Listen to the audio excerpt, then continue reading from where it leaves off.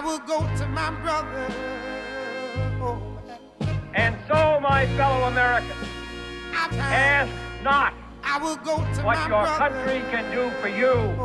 Ask what you can do for your country.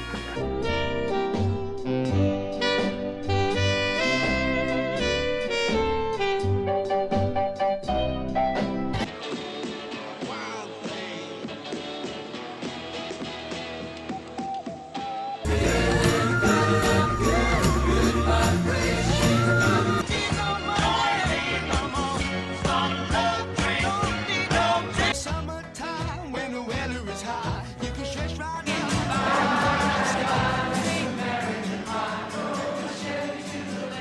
Complicated, unhurried, calm days of peace and music.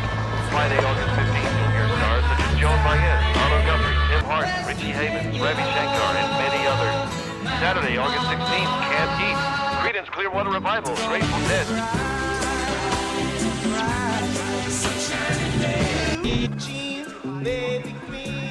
In West Philadelphia, born and raised. Intergalactic planetary.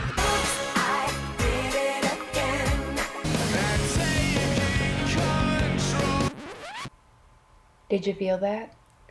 That warm, fuzzy feeling of nostalgia? That weird sense of longing for times that, odds are, you've probably never experienced. Well, there's a name for that. First of all, what even is nostalgia? Nostalgia is a feeling of sentimental longing for the past. It's typically associated with periods or places that are happy for us. So when we get the feeling of nostalgia, usually it's because we've experienced these things before, or they remind us of things that we've experienced. But if you felt nostalgic just now despite never having lived through those eras, you're not alone. That's called anemoia, which is a sense of nostalgia for times that we've never lived through. So how is this even possible? And why does it happen? More than ever, the younger generations are obsessed with the past. The politics and culture of today are flooded with images and artifacts influenced or straight from the past. My personal life is no exception. I dress like, talk like, decorate my entire life around ideas and influences from the past. I have this strange sense of longing for these times I've never experienced, and I can't seem to explain it. I can't tell you why I spend countless hours rummaging through antique stores, looking for things that other people might consider trash. I can't tell you why I spent 3 months looking for Gloria Steinem-inspired wire-rimmed glasses to find the perfect pair. I can't tell you why I have an obsession with large metal fans that serve no purpose in my air-conditioned home, or magazines with articles that have long since been irrelevant, or at least I would like to think that we no longer need to read about how to be the perfect housewife. But it's not just my personal buying habits. I think many people from my generation can relate to this idea that nostalgia now defines and inspires our lives in ways that we never thought to imagine. It's the music we listen to, the styles we buy, the media we consume. It's everywhere.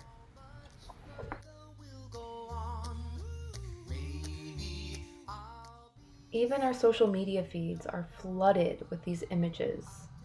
Pictures labeled mood with clear depictions of the past. Thrifted styles that we pay way too much money for because they were allegedly made in the 90s. And it goes beyond the social media feed too. We see whole new markets for styles that were popular in the past that have made a resurgence.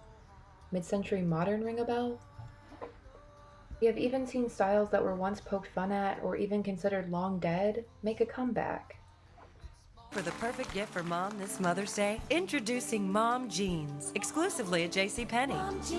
Mom jeans. I've heard the term mom jeans before, and no, it's not a flattering label or a style most mothers hope to achieve.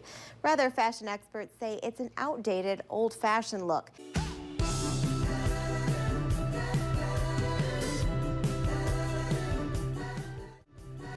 Even the biggest names in music are taking on the nostalgic factor. Nostalgia has not just been a place for rock music anymore. It's broken into the mainstream music scene completely. But don't get me wrong, the rock music parallels will always be my favorite.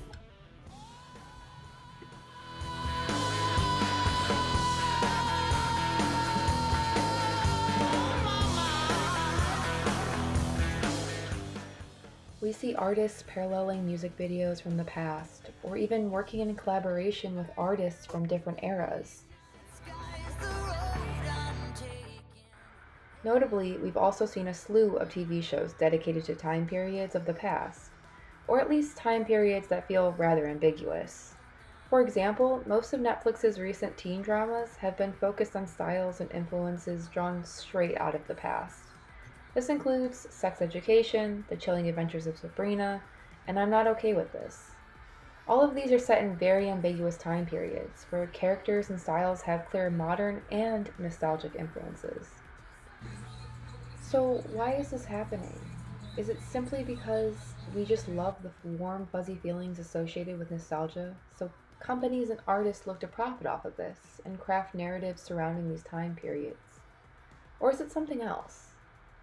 Maybe it's about looking at the past in this romanticized way, yet with a desire to reclaim it, to retell the stories that we heard over and over again, but from a new perspective.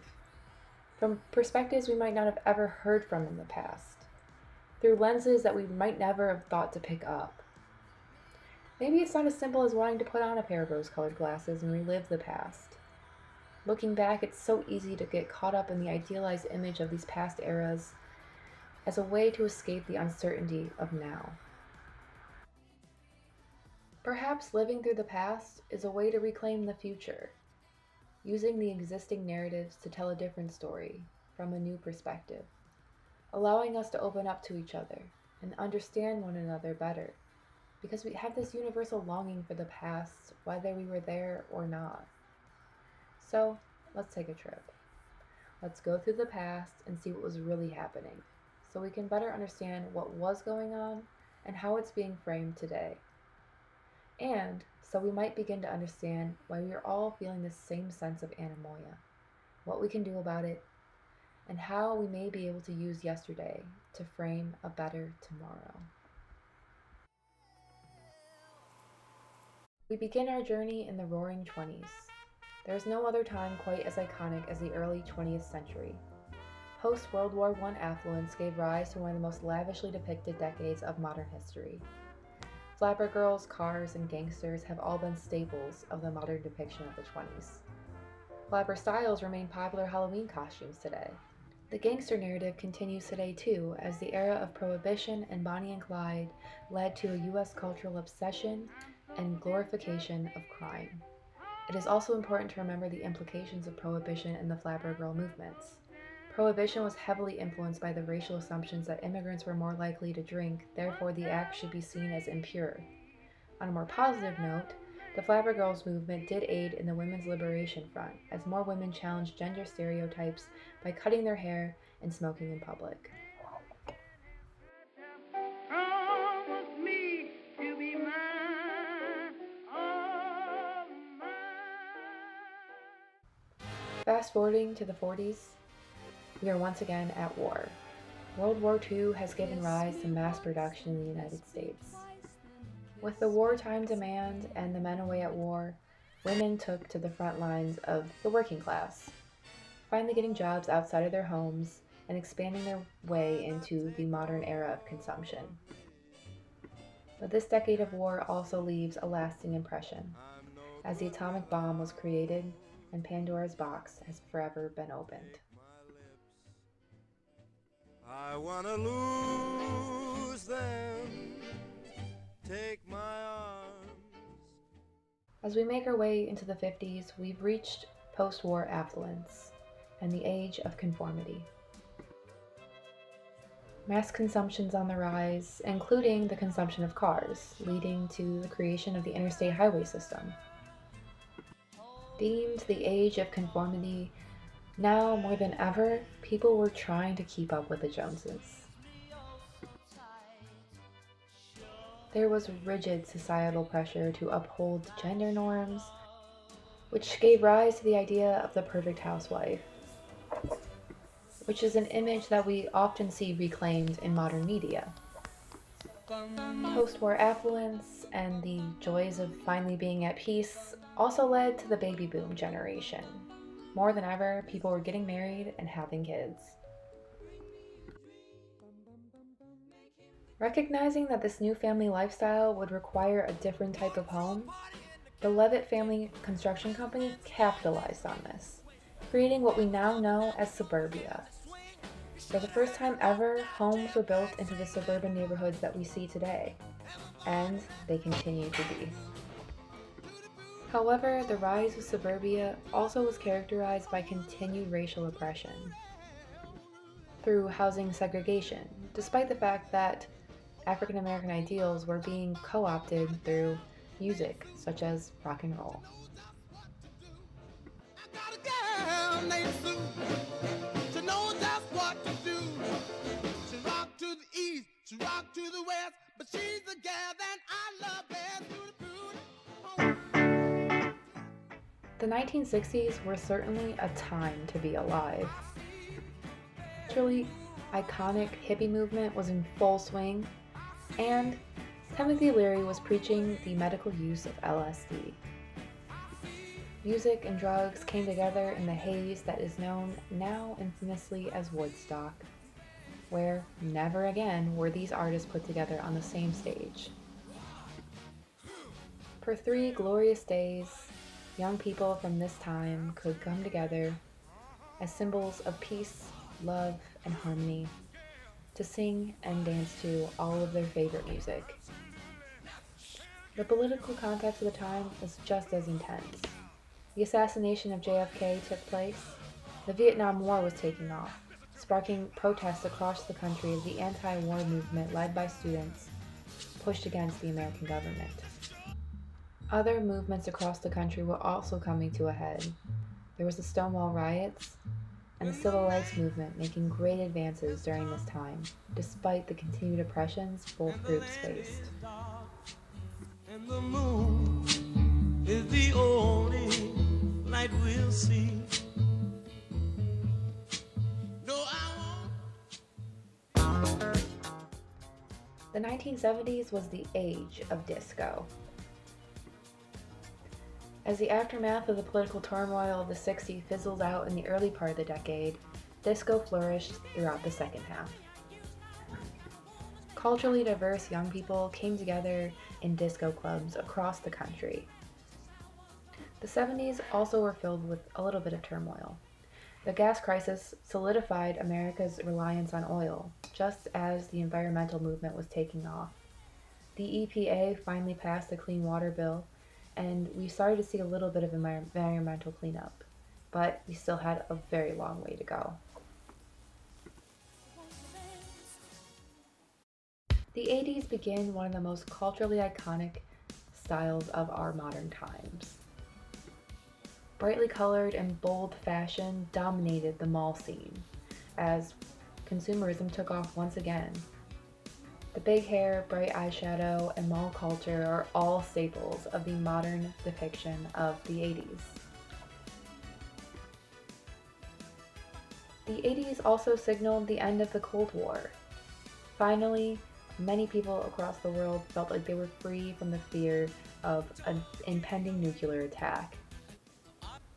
The fall of the Berlin Wall signaled the end for many. However, the political turmoil in the wake of American interventionism from the time continued to rage in the global politics. The Rocky movies at this time period also helped to solidify the narrative of from poverty to success that we continue to see in most movies and TV shows today. This was also the time that the war on drugs heated up, and Nancy Reagan started her Just Say No campaign, which did not go as planned. One of the most iconic cultural contributions of the 80s was the workout videos, which gave rise to a sportswear industry.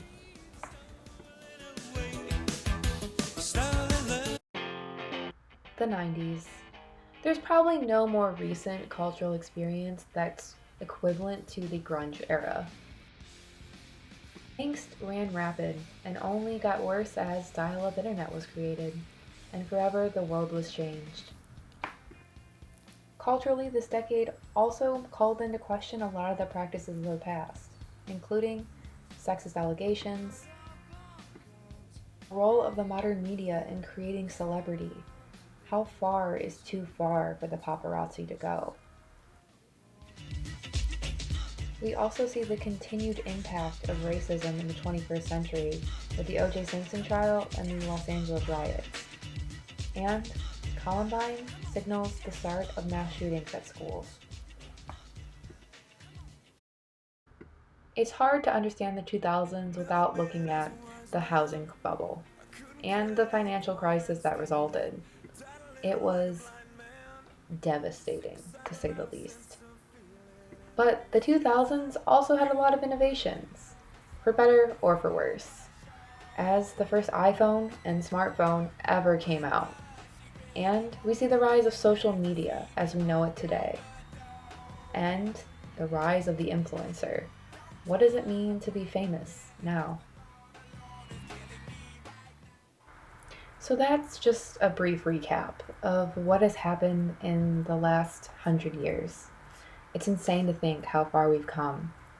But it's clear that the images that we see today are clearly influenced by these pasts. Despite the political and cultural shortcomings we've faced during these time periods, we still tend to glorify and romanticize them as places we'd love to be. We collect, we shop, and we decorate our lives based around these ideas of the past, without really knowing exactly what's going on. But some of us dedicate our lives to it a little bit more than others. The vintage collecting community is bigger than ever, and I wanted to know a little bit more from somebody who dedicates a portion of their life to the past. So I asked one of my friends to make a small video diary describing her experience in the vintage community. Alright, so the first question is, how do I define nostalgia? This is my friend Jeanette. She's been a part of the vintage community for about 3 years now, and she dedicates her life, or at least a portion of it, to a vintage blog, where she depicts all of the fashions that she collects, thrifts, makes, all from different eras. And personally, nostalgia for me as a vintage collector, and just personally, I define it more as a feeling of security and a feeling that takes you back to a time, whether you lived in it or not. It takes you back to a time or a feeling of when you were secure, or something that you weren't even related to, that for some reason you connect with, and that's almost a safe space to you. And yeah, you feel like you don't have to focus on the things of the present time. You can go back, and it's almost a minor form of regression when, for me at least, when I was going through a trauma experience, I personally went back. I ended up starting to collect vintage, and that's what made me feel safe. I don't coincide with vintage ideals. It's more just vintage fashion.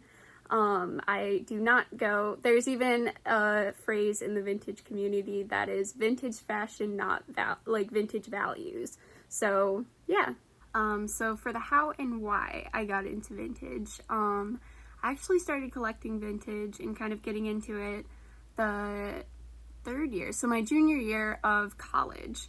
And basically I was going through my recovery for trauma. My sophomore year, I ended up being diagnosed with PTSD, and I just kind of felt lost. I didn't feel like anything was really personal to me. And so I ended up randomly walking into the Get Up Vintage on State Street, and it felt kind of like a nice little safe haven. Like, everything was so unique and so its own that I felt like I could build a person again out of myself.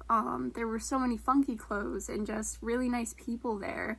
I really loved it. I started kind of going there just for fun, talking, looking through the clothes, putting them on, and it was normally something I'd never wear, like the weird polyester 70s that isn't even that comfortable to wear.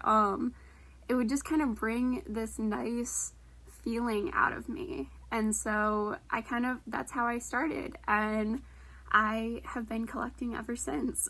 You want me to describe the feeling I associate when I collect or when I buy something, and I'd honestly say I associate it with the nostalgia in how I described it, of going back, feeling like a secure place, and also for me personally, it's creating an identity. I like to now kind of consider myself in the way I dress, in the way I present, as showing my safe space, what I considered and what I really brought me into a safe space at the time. I like presenting that to people. I also like being encapsulated in it, in the earrings, the shirts, the pants, even the mom jeans. I really like to present that way. And so whenever I buy something new, I just get excited because now I know there's an entirely new outfit, or there's an entirely new set of earrings that I can even mismatch, or something that would normally seem really small to someone is now a new form of expression and a new form of feeling secure for me. So it is a very good feeling when I get something new. Alright, so for the 9th question, it is asking me if I think I was born in the wrong decade, or if I resonate more with the past than the present. And I think it's a shocker that I do not. I do not think I was born in a wrong era. I definitely belong to this generation. I definitely fight for the things that we're going through at this time, and I've learned from the past. But I do not think I was supposed to be born in that era or live through that era. Especially like as as a liberal white woman, I know that I still would have had white privilege back then, and why on earth would I want to see even more blatant oppression that was not taken action upon? I don't get that. Not for just the cute little clothing and like getting a soda pop at a diner. No. Basically my answer is no. But also I don't resonate with the past more than the present, because like I say, when I collect vintage, it is a nice little kind of safe feeling of security, of reminding me back 3 years ago when I didn't feel like I had an identity anymore. I didn't have a safe, secure feeling. And so kind of finding my own unique, like, way to express myself. And wonderfully, it was a, like, resourceful way, because it's also really good to thrift and that rather than collecting new and unused materials. But I think it was more about my feeling. It wasn't about the actual era. It wasn't about me finding a way to escape the present, for at least not entirely escape the present. It was just a momentary thing of what I needed to feel like in the present, what I needed for myself at the present time. So yeah. So to answer the very last question, which is basically asking me to describe or kind of touch on any subject that I haven't on within my vintage collection and experience collecting over the years. And I just wanted to say that it is very hard for me as a vintage collector seeing how people take and misinterpret nostalgia. A lot of people still within the vintage community, they take it and say, oh, well, this is nostalgic. It's not problematic because we can look back at this time and we're better now. That's not okay. Nostalgia is something to be celebrated. It is not something to use as an excuse for ignorance or continued racism within the present day. So I just wanted to add that piece, because I feel like a lot of people, when they think nostalgia, they just think of the cute moments where someone's going back to a time where they might have been little. They might have loved Disney Channel, or even just Disney movies, or having stuffed animals or something cute like that. But in the vintage community, when someone tries to go way back and use something that was completely against an entire population, you can't say that that's, oh, just nostalgic. That's blatantly racist, and it is not even educating people on what happened. It's using it as some sort of cute decor or accessory. And no, we can't allow that. Thank you. I completely agree with Jeanette. As somebody who also thrifts and collects, it is a safe space for me. It's something that makes me feel good inside. Whether or not I can explain that is not necessarily important. It's just something I'm passionate about. But she's also right that we have to take the steps to understand what we're doing when we're collecting, we're buying, and we're being influenced by the past. Just because it's cute does not mean it's always a good thing. There's absolutely nothing wrong with nostalgia, but it's about using it in ways that are going to help us today and not regress us back to yesterday. We see these kinds of depictions also in media. Shows like Sex Education and Pose have taken on these narratives of the past from new dimensions to give light to these narratives that we've never seen before on screen. Namely, it's the representation of communities that we didn't see in the past. And we see how important representation is. Just because you didn't see it doesn't mean it didn't exist. So if we can use this nostalgia power to craft these narratives in ways that are compelling and interesting to people, then maybe we can use yesterday to figure out how to empower people today. It's not about taking the power away from people through nostalgia. It's about giving it back to you. It's about giving you a safe space to express yourself and to feel like others went through the same thing. You're not alone, and you're not the first to go through it. So you will make it through. Representation matters in more ways than simply checking off boxes. The nostalgia factor has this unique way of drawing people in. Whether or not we are wearing mom jeans or thoroughly educating ourselves on the history of what it means to wear mom jeans, not that there really is one, it's important that we understand the power of nostalgia and not to romanticize it and put on our rose-colored glasses to the point of forgetting why we're here in the first place. Nostalgia has power, and if we give it that power, then we must use it correctly. I hope that you've learned something about the eras that you feel connected to and about how to utilize that knowledge to create a better narrative for today. Nostalgia should be a safe place for everybody, and I believe in its power. And Anemoia does exist. I'm still not sure exactly why, but I hope you felt it at least a little bit.